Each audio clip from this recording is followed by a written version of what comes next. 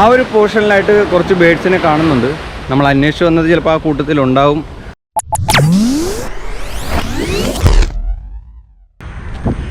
നമസ്കാരം, എല്ലാവർക്കും ഒരു പുതിയ വീഡിയോയിലേക്ക് സ്വാഗതം. ഇന്ന് നമ്മളൊരു യാത്ര പോവുകയാണ്. യാത്ര പോകുകയെന്ന് വെച്ച് കഴിഞ്ഞാൽ ഒരുപാട് ദൂരത്തേക്കൊന്നുമില്ല. എൻ്റെ വീടിൻ്റെ അടുത്ത് നിന്ന് ഏകദേശം ഒരു 5 കിലോമീറ്റർ അടുത്തുള്ള, അതായത് അമ്പലപ്പുഴയ്ക്കടുത്ത് പുറക്കാട് എന്ന് പറഞ്ഞ സ്ഥലത്തേക്കാണ് നമ്മൾ പോകുന്നത്. അവിടെ പോകുന്നത് എന്തിനാണെന്ന് വെച്ച് കഴിഞ്ഞാൽ അവിടെ ഒരു ദേശാടന പക്ഷി എത്തിയിരിക്കുകയാണ്. അപ്പോൾ അതിനൊന്ന് കാണണം. അതുപോലെ തന്നെ എൻ്റെ കുറച്ച് ചിത്രങ്ങളൊക്കെ എടുക്കാൻ വേണ്ടിയാണ് പോകുന്നത്. എനിക്ക് ഇതുവരെ കിട്ടാത്ത ഒരു ബേഡാണ്. അപ്പോൾ അതിൻ്റെ കാര്യങ്ങളും ഡീറ്റെയിൽസും എല്ലാം നിങ്ങൾക്ക് അവിടെ എത്തിയതിന് ശേഷം ഞാൻ പറഞ്ഞുതരാം. വീഡിയോയിലേക്ക് കിടക്കാം. It's me Safeer Abees. Welcome to my jungle capture.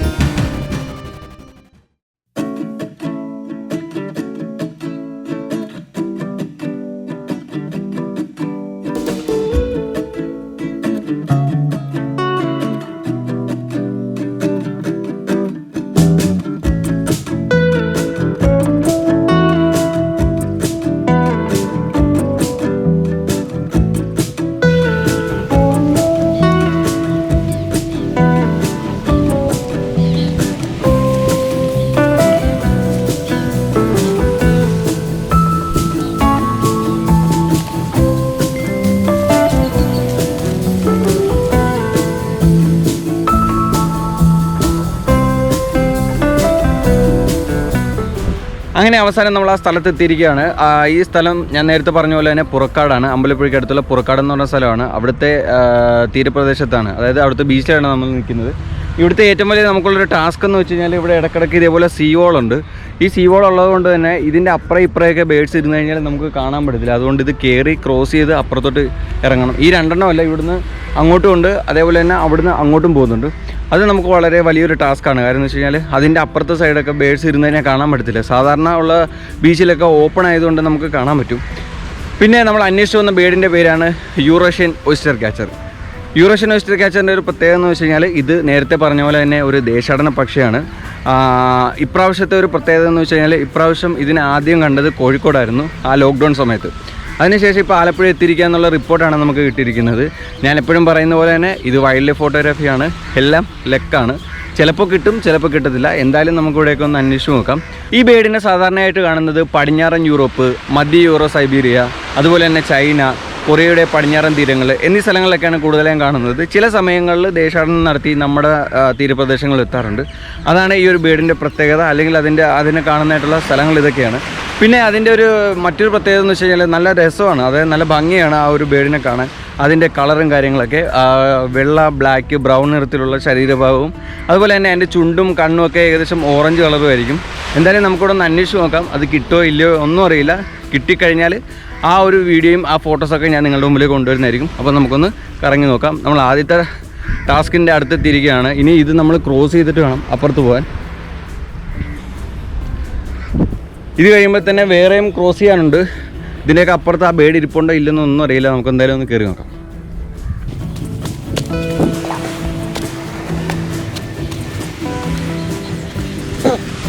കണ്ടില്ലേ, നമ്മളിപ്പോൾ ഒരെണ്ണം ഓൾറെഡി കയറി കഴിഞ്ഞു.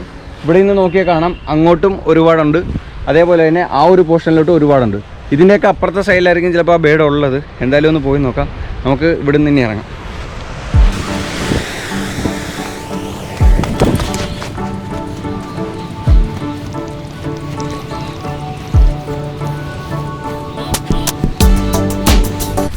പല സമയങ്ങളിലായി ഒരുപാട് ബേഡ്സ് നമ്മുടെ തീരപ്രദേശങ്ങളിൽ എത്താറുണ്ട്.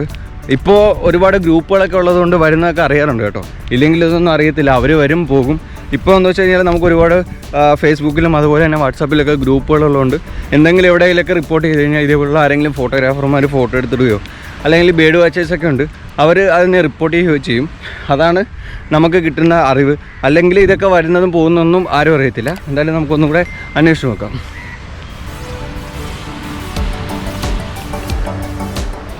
വേറൊരു ഭാഗ്യമുണ്ട് കേട്ടോ. ചില സ്ഥലങ്ങളിൽ ഈ പറഞ്ഞ പോലെ ആ ഒരു വോള് കുറച്ച് പോർഷനിലേ ഉള്ളൂ. അതുകൊണ്ട് തന്നെ നമുക്ക് സൈഡിൽ കൂടി ഇങ്ങനെ നടന്നു പോകാം. അതെന്തായാലും നന്നായി. ഇല്ലെങ്കിൽ ഈ ഒരു പാറ എല്ലാം നമ്മൾ കയറി ഇറങ്ങേണ്ടി വന്നേനെ. ഞാനത് കാണിച്ചു തരാം നമുക്ക്.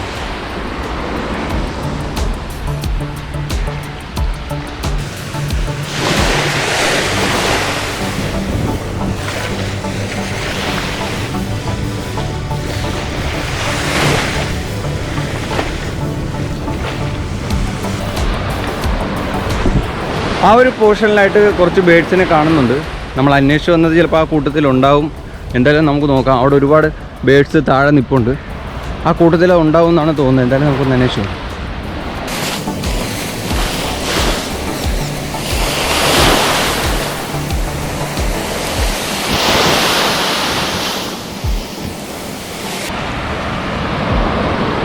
നമ്മളിപ്പോൾ ഇവിടെ എത്തിയിരിക്കുന്നത് ഏർലി മോർണിംഗ് ആണ്. ഇപ്പോൾ ഞാൻ വീട്ടിൽ നിന്ന് ഏകദേശം ഒരു 6:30 ഇറങ്ങിയതാണ്. ഇവിടെ ഇപ്പോൾ 7 മണിയൊക്കെ ആയപ്പോഴത്തേക്കും എത്തി. അതുകൊണ്ട് തന്നെ ലൈറ്റൊക്കെ വരുന്നതേ ഉള്ളൂ. പക്ഷേ വെയിൽ കുറവായതുകൊണ്ട് വലിയ ബുദ്ധിമുട്ടില്ല. കുറച്ചുകൂടെ കഴിയുമ്പോൾ വെയിലിന് ചൂട് കൂടുമ്പോൾ നമുക്ക് ഭയങ്കര ബുദ്ധിമുട്ടായിരിക്കും. നീ കാണാൻ പറ്റുന്നുണ്ടോയെന്ന് അറിയില്ല ബേഡ്സ് പറന്നു പോകുന്നത്.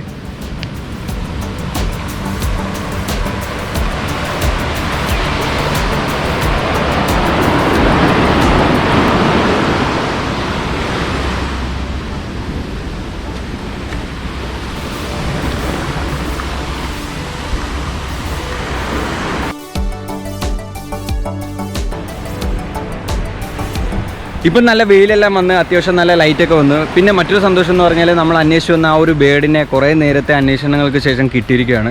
ഒരുപാട് സന്തോഷമുണ്ട്. കാര്യം എന്താണെന്ന് വെച്ച് കഴിഞ്ഞാൽ നല്ല ഭംഗിയാണ് എന്നെ കാണാൻ. അതിൻ്റെ ഫോട്ടോസും വീഡിയോസും ഞാൻ നിങ്ങൾക്ക് ഇപ്പോൾ കാണിച്ചു തരാം. അതുപോലെ തന്നെ മറ്റൊരുപാട് ബേഡ്സ് കൂടെ ഉണ്ട്. അതിൻ്റെയൊക്കെ നല്ല നല്ല ഫോട്ടോസ് നമുക്ക് കിട്ടിയിട്ടുണ്ട്. അപ്പോൾ ഇന്ന് ഇവിടെ നിന്ന് എടുത്ത ആ ഫോട്ടോസും വീഡിയോസും എല്ലാം നിങ്ങൾ കണ്ടിട്ട് പോവാം. കണ്ടു കഴിഞ്ഞിട്ട് ബാക്കിയുള്ള കാര്യങ്ങൾ നമുക്ക് സംസാരിക്കാം. അപ്പോൾ നിങ്ങൾ ആ വീഡിയോ ഒക്കെ ഒന്ന് കണ്ടിട്ടോ.